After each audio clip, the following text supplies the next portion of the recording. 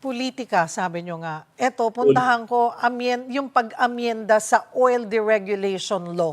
Napapanahon na nga ba? Well, ang dapat talaga ay revisit ang deregulation law, no? Because parang masyado sa akin, no? Again, sabihin natin na kanya-kanyang perspective 'yan.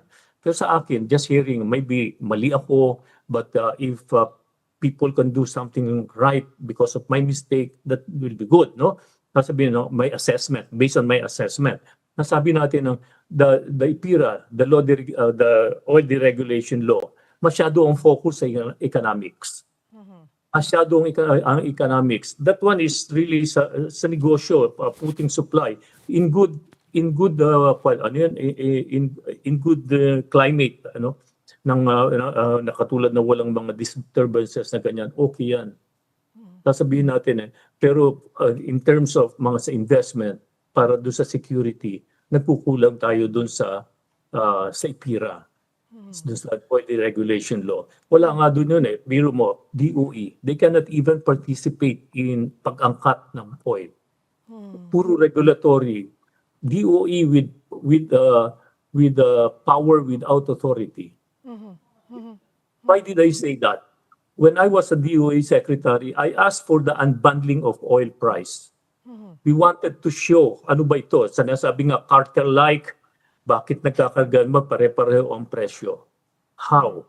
Sabi natin ganun. Bakit ganyan? So ipakita natin sa publiko, ano ba yan? Ano ba yung saan natin sinusunod yan? Mean of Plot Singapore. Okay, explain natin ano itong Mean of Plot Singapore. Paano natin nakukuha yung price na yan? So the people will be guided. Katulad ngayon, sabi natin, the Mean of Plot Singapore bumababa. So we are expecting the price to go down. But Cheryl, in February 28, pagputok pa lang ng kaguluhan sa Middle East, ano nangyari? Tumaas agad. Tumaas agad. Oo, na hindi namin maintindihan.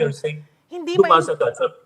When I was asked, ipaparot ko lang ang sinabi ng mga Pilipino consumers. Anong sinasabi niya? Bakit pagka tumaas, hindi agad ninyo ini-implement? Tapos pagka bumaba, hindi nyo agad ini-implement ang reduction. Pagka mataas, ganyan, no? So, yun ang sinasabi natin. No? That's where DOE should be able to really sabihin nila ngayon, why did they allow?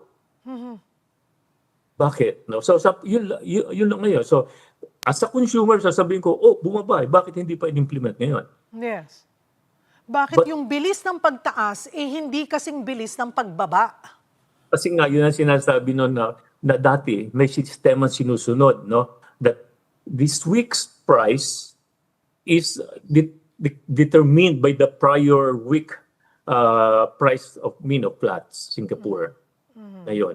So, yun ang dapat. So, ngayon, ang Mean of Plot Singapore ngayon, bumaba na. So, dapat, ang mag-dictate ng price next week pa, no? Next week, lalabas nun. So, kaya sinasabi natin na next week. Pero yung nangyari nung nagputukan, nagtaasan agad. So, nagtaasan agad ang presyo. And you will see that the difference in mga oil stations, merong iba 8 pesos, malaki. Malaki ang mga diferensya ng mga presyo. That is what we call that nung hinihingi natin yung the unbundling of price. Kaya lang na-TRO ako. Na sana ngayon ay panahon na nakita nila na dapat ay maamyendahan man lang itong deregulation law para mas maging transparent, mas magkaroon ng, sabi nyo nga, may power, pero hindi naman pwedeng ma-implement or hindi naman napapayagan ng DOE na mahimay ito, mailatag sa taong bayan na mas maintindihan ano ba talaga yung nangyayari. Bakit ganoon ang nangyayari sa presyuhan? Kasi lahat tayo po apektado